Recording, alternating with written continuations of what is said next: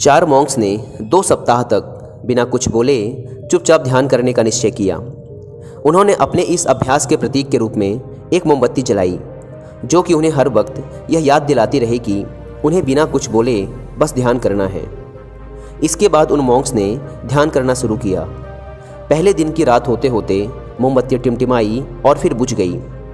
यह देखते ही पहले मॉन्क ने कहा, अरे नहीं, यह मोमबत्ती तो बुझ गई। दूसरे मॉन्क ने कहा, हमें बात नहीं करनी चाहिए, हमने कुछ भी ना बोलने की कसम खाई थी।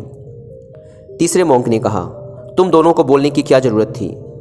चौथा मॉन्क हंसा और बोला, हा हा हा, मैं अकेला हूँ जिसने बात नहीं की। दोस्तों, उन सभी के बोलने के अपने अलग अलग कारण थे, लेकिन चारों में से प्रत्येक ने बिना कुछ सोचे तुरंत ही अपने विचार रख दिए। उनमें से किसी ने भी स्थिति को सुधारने का प्रयास नहीं किया। उसी आश्रम में उन चारों के अलावा एक बूढ़ा बुद्धिमान मॉन्क भी था। वह बिना कुछ बोले और उनकी तरफ ध्यान दिए बिना ही चुपचाप ध्यान करता रहा। इस तरह से उस बुद्धिमान मॉन्क ने बिना एक शब्द बोले उन चारों को ही उनकी गलती का एहसास करा दिया, जो कि वो चारों बोलकर भी नहीं कर पाए।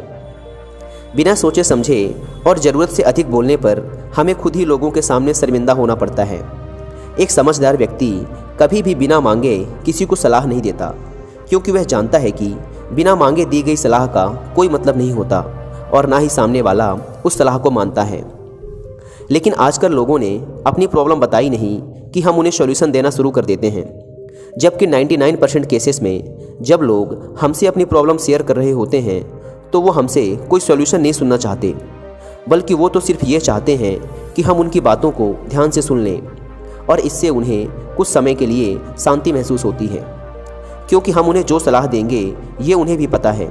हर इंसान को पता होता है कि क्या सही है और क्या गलत है।